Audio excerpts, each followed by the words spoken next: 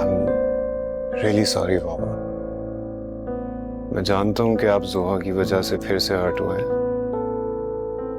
आपको मेरी वजह से आज इतनी देर भूखा रहना पड़ा। ट्रस्ट मी, अगर मुझे आइडिया होता कि जोहा ये सब करेगी तो मैं आपको इस तरह वेट नहीं कराता। इसमें आपका क्या कसूर है भाई? ये तो जोहा की गलती है ना, उसको सोचना चाहिए।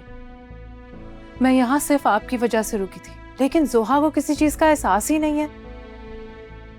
पहले तो उसने रस्मों से इनकार कर दिया, फिर हमें इतनी देर भूखा रखा डाइनिंग टेबल पर, और फिर इतनी आराम से अपने मॉम के घर चली गई।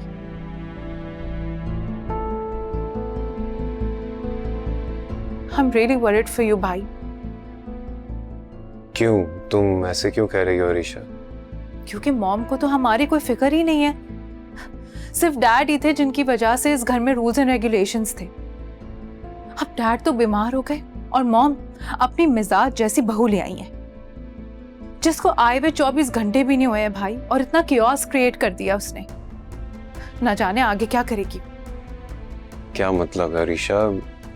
जोहा ऐसा क्या कर सकती है जिस पर तुम इतना परेशान हो रही हो? क्योंकि इस घर में डैड के बाद आप ही हैं जिससे मेरा कोई ताल्लुक है। अगर उसका यही एटीट्यूड रहा ना, तो वो आपको भी हम सबसे अलग कर देगी, चाहे वो डैड हो, अरसलान हो, या उसकी बीवी, या मैं। तुम्हें लगता है मैं ऐसा होने दूंगा?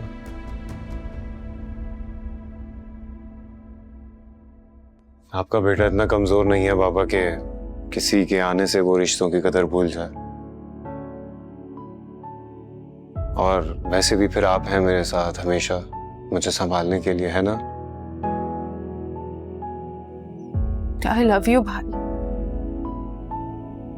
अब हमेशा ऐसे ही रहेगा। तुम फिक्र नहीं करो, जब बाबा कभी अपने रिश्तों से नहीं बदले तो मैं कैसे बदल सकता हूं?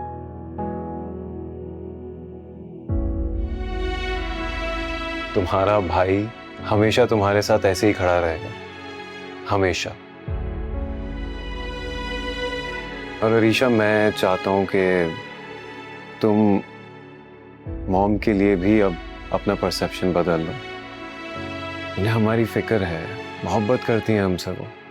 भाई, आपको कुछ भी समझाना ना बेकार है, क्योंकि अगर आप ये बात समझते ना, तो आप जोहा से कभी शादी नहीं करते।